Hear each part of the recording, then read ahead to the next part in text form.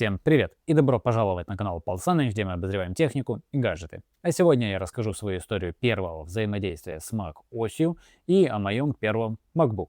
Немного поговорим об этом чуде, сделаем тесты, разберем его и много нужных и ненужных слов. Поехали!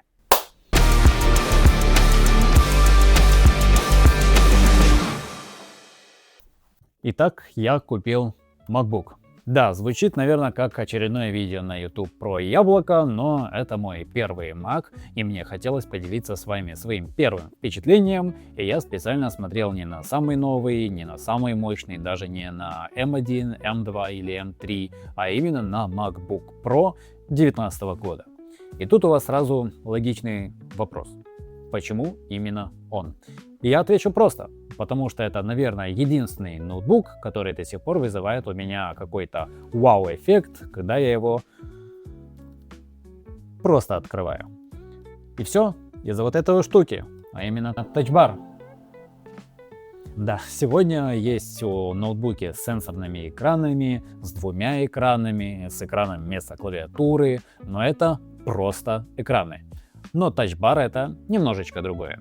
Это не просто «Вау, тут кнопочки светятся». Это полноценная сенсорная панель управления, которая в теории создавалась для удобства, а на практике особо хорошо раскрывается у людей, которые делают просто контент.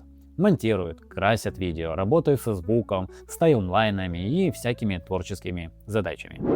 А так как я встал на стезю создания контента, мне стало интересно. А реально ли MacBook Pro 2019 года в 2026 еще может быть рабочим инструментом? Или это просто красивый алюминиевый понт с яблочком? И вот сегодня мы это проверим. Начнем мы не с характеристик, а с ощущений, потому что Mac это не только про железо, это еще и про систему. Если у вас iPhone, AirPods, iPad или что-то еще под управлением Apple, то связка реально ощущается очень приятной. Пароли, заметки, фото, буфер обмена, AirDrop, подключение наушников. Все работает так, будто оно просто должно работать. И вот это, наверное, самый главный кайф экосистемы Apple. На Windows тоже можно сделать что-то похожее. Я, например, баловался раньше через утилиту от Майков под названием «Связь с телефоном», а на самом телефоне «Связь с Windows», где связывал свои Samsung с самой виндой. Там тоже есть общий буфер обмена, уведомления, передача файлов, синхронизация и местами функционал даже больше. Но ощущения немножечко другие. На Windows это часто выглядит так. Сейчас мы подключимся, сейчас мы разрешим, сейчас мы перелогинимся, сейчас оно отрыгнет, потом отвалится опять и давай переподключимся снова. К тому же надо устанавливать эти приложения как на телефон, так и на компьютер, и все равно это только связь вашего носимого устройства и компа. Про наушники и прочее забудьте.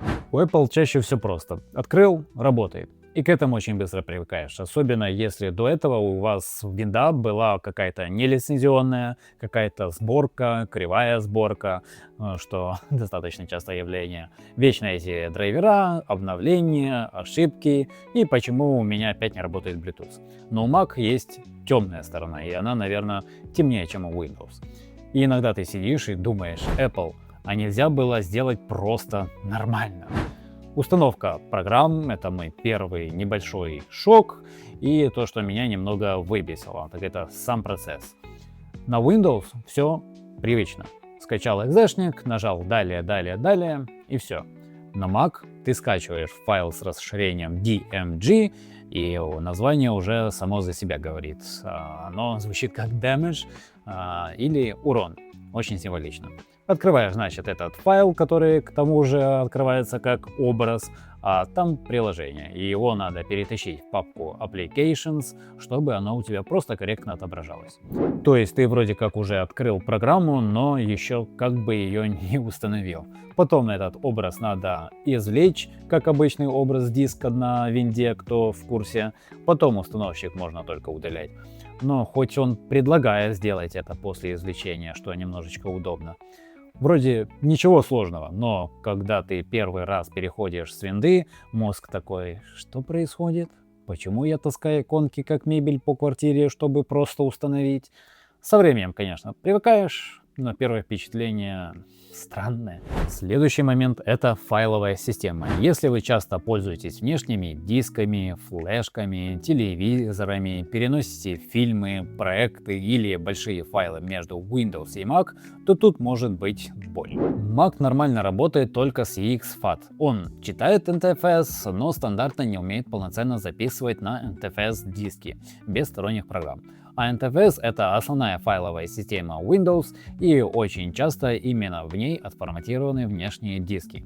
Я, например, часто скачиваю фильмы и смотрю их на телевизоре, и без нормальной работы с NTFS это превращается в проблему. Да, есть обходные пути в виде того же Paragon NTFS for Mac от Microsoft или Texure NTFS, как-то так он называется, всякие аналоги, но угадайте что? Правильно, они платные. И вот тут начинаешь понимать философию Mac. Сам ноут достаточно дорогой, программы дорогие, удобства дорогие, а если хочешь, чтобы все было как на Windows, плати еще. Даже если хочешь запустить Windows на Mac, надо заплатить. И не единоразово, а за месяц или год. Платные программы. Добро пожаловать в мир MacBook. На Windows ты часто привыкаешь к тому, что под любую задачу есть бесплатные программы. Нужно почистить систему? Есть. Нужно разархивировать что-то? Есть. Нужно записать экран? Есть. Нужно что-то настроить? Конечно, есть. Даже если нужно запустить старую программу, таки как-нибудь запустим. На Mac тоже есть бесплатный софт, и его немало, но очень быстро натыкаешься на ситуацию, где хорошая удобная программа стоит денег. Хочешь нормально работать с окнами, как на Windows? Часто нужна сторонняя программа. Хочешь запускать Windows программы? Есть Parallel Desktop, но он платный. Хочешь какую-то утилиту для очистки, мониторинга или NTFS, даже удобных горячих клавиш? Расчехляй кошелек. И это не значит, что Mac плохой, просто это немножечко другая культура.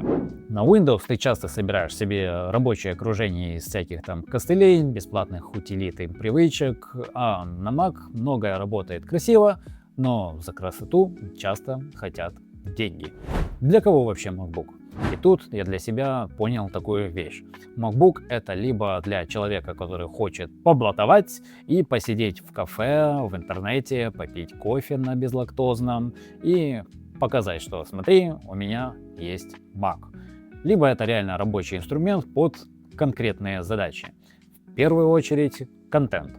Фото, видео, музыка, моделирование. Все это про Mac. Но точно не игры. Mac и игры — это отношения, где вроде оба стараются, но все равно ничего не получается. Да, сейчас новые MacBook'и на M-чипах стали лучше. Да, какие-то игры появляются. Да, Apple пытается развивать гейминг, но исходя из ролика того же Вилсакома, где он взял Mac на M5 Max за 600 тысяч и имел в Киберпанке 60 FPS и в Ассасине какие-то супер дикие артефакты. Как будто бы возьми себе ПК или даже консоль, как будто бы будет в разы дешевле, правильно? И вообще ноутбучный гейминг для меня всегда был такой странной историей. Цена за FPS сильно завышена и почти никогда не сравнится с нормальным ПК, тем более с консолью. За цену хорошего ноута игрового можно порой взять тот же Mac на M1 хотя бы и какую-то портативку на сдачу. Поэтому, если вы хотите играть, покупайте ПК или консоль. MacBook, особенно MacBook Pro 2019 года, это не про это и никогда таким не будет. А теперь давайте к тому, ради чего я, собственно, взял вот этот вот MacBook Pro 2019 года. А это Touch Bar. Для кого-то это бесполезная полоска, для кого-то это странный эксперимент Apple, а для кого-то это причина ненавидеть MacBook. Для меня, конечно, это совсем иное. Это одна из самых интересных вещей вообще в ноутбуках.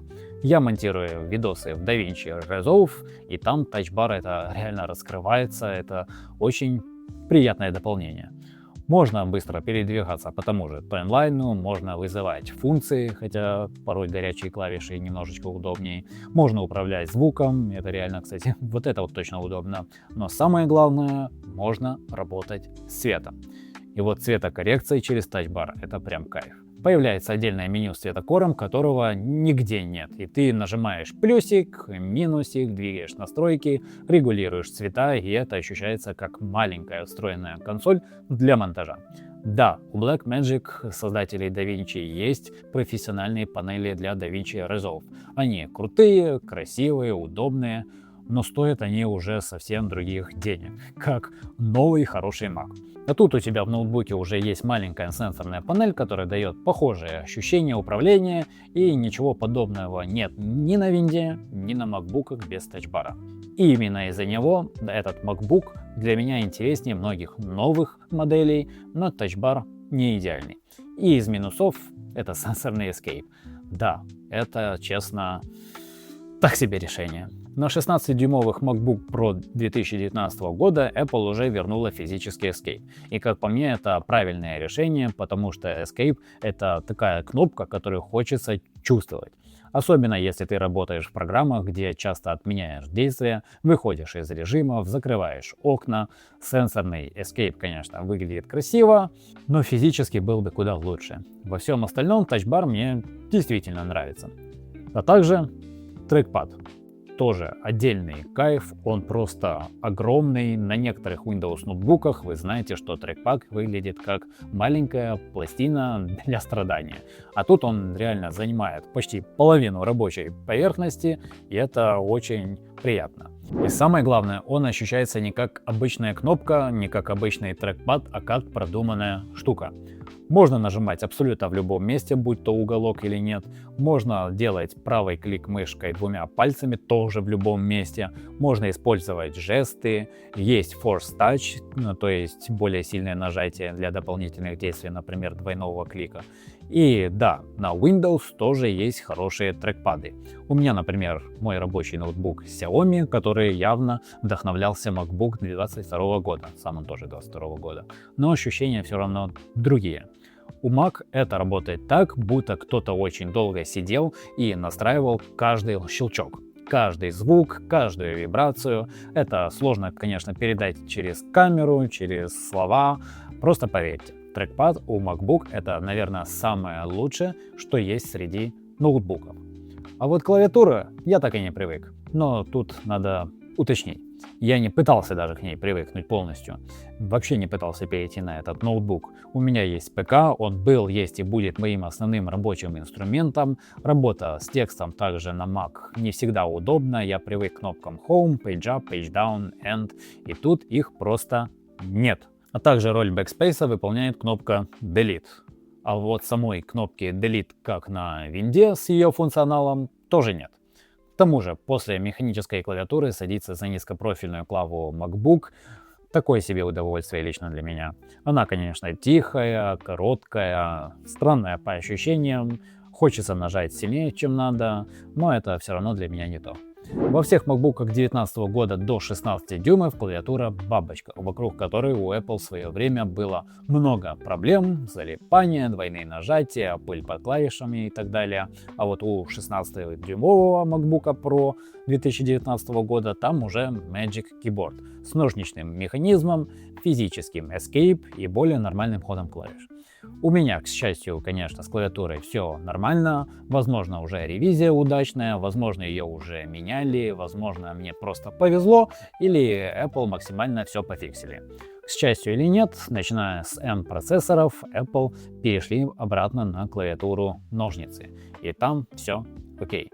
Но перед покупкой MacBook тех годов клавиатуру надо обязательно проверять. Открыть заметки, нажать все клавиши по нескольку раз, особенно пробел, Enter, Shift, все эти команды, контролы, буквы, которые часто используются, потому что ремонт клавиатуры в MacBook — это не сейчас снимем кнопочку и продуем, это может быть больно и дорого. Теперь к характеристикам. И тут надо быть честным. В 2026 году MacBook Pro 2019 года это уже не монстр, это больше мусор. Это Intel, это горячий процессор, это старый техпроцесс, тут Intel 9-го поколения, это не M1, 2, 3, 4, 5. На фоне Apple Silicon старый Intel MacBook ощущается совсем иначе. Новый MacBook на M чипах холоднее, тише, дольше живут от батареи и всегда быстрее в задачах, где старый Intel уже начинает задыхаться. Но значит ли это, что MacBook Pro 2019 года бесполезен? Нет. Для простых задач он все равно нормальный. Это интернет, YouTube, тексты, фоточки, легкий монтаж для Shorts, TikTok, несложных проектов, обучения, какие-то задачи по моделированию те же. Я на нем, например, пробовал работать в Sharp 3D.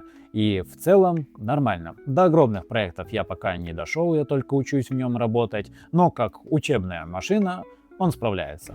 Работаю я во Fusion, но, честно, я побоялся на него устанавливать эту программу. Она и на нормальном ПК иногда тупит, как сволочь, а тут вообще, если честно, я просто не решился. Но если вы хотите тяжелый монтаж, 4К, большие проекты, постоянный рендер, стриминг, 3D и все это одновременно, старый Intel MacBook не вывезет, вообще никак. Монтаж и рендер можно, но без чудес. Я монтировал на нем прошлый ролик, и 15-минутное видео рендерилось 20 минут почти. Для сравнения, на моем ПК 30-минутный ролик рендерится меньше 10 минут, и то на жесткий диск. Но тут сравнивать, конечно, вообще нечестно. ПК мощнее, охлаждение лучше, железо свежее. MacBook Pro 2019 года в этом плане, конечно, работает, но чудес не делает. Хотелось бы однажды сравнить топовый Mac с тем же ПК, даже таким, как у меня, в том же монтаже, но пока финансы не позволили себе его купить. Да, и я не зарабатываю на контенте, поэтому этот Mac, вообще Mac, мне особо не нужен. Но вы можете мне помочь развиваться, чтобы в дальнейшем он мне понадобился. Подпишитесь на канал, поставьте лайк, любой комментарий, можно даже неосмысленный. Давайте развиваться вместе. Также подписывайтесь на мою телегу, я ее, конечно, немножечко забросил, но обещаю в скором времени вернуться, я сейчас просто немножко не успеваю. Также есть, прости господи, TikTok и Twitch, где я частенько стримлю, да, и тут, в принципе, я стримлю одновременно, так что подписывайтесь, не забывайте. А само время стрима обычно после 18:00, все ссылочки будут в описании, также можно помочь донатом, если у вас есть такая возможность. Давайте вернемся к нашему Маку. Его можно использовать для монтажа, особенно если это Full HD, шорты, рилсы, тиктоки, простые ролики, не суперсложная цветокоррекция, но если вы хотите работать быстро, без ожиданий, без шума и без температур под 100 градусов, лучше смотреть на MacBook с M-чипом. Это, конечно, факт. И вот мы подошли к самому интересному. Во время тестов Mac начал очень сильно греться.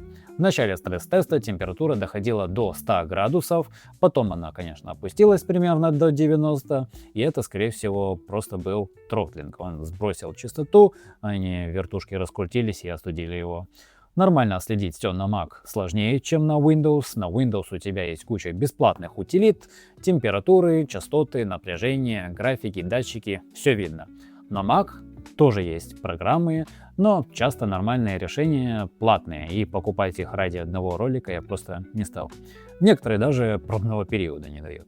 И когда у тебя температуру держит 70 градусов просто в браузере, это такой небольшой намек. А так как MacBook Pro 2019 года в 2026 году это уже устройство с историей, скорее всего, его никто нормально не обслуживал. Так что, как и большинство маков, в принципе, даже M-ки тоже надо обслуживать. Поэтому сегодня будет вскрытие. Так что давайте снимем крышку, смотрим, что внутри. Погнали!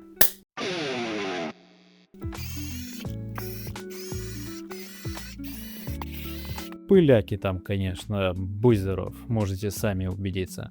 И я от этого не удивлен, что он грелся выше крыши даже в обычном браузере.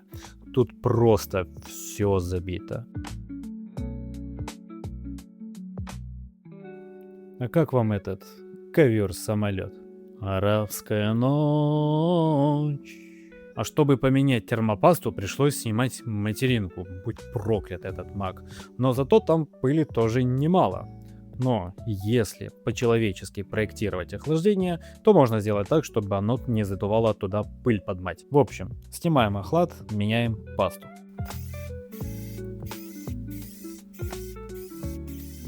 И как вы видите, термопаста уже не первой свежести. Это вполне может быть одной из причин нашего перегрева.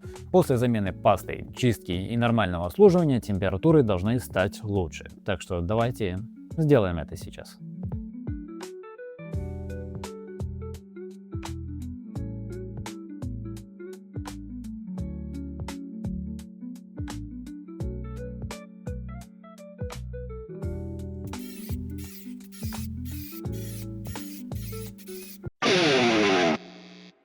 Итак, я его собрал, пропустил много материала, просто не снимал, потому что это долго, скучно и многим не зайдет.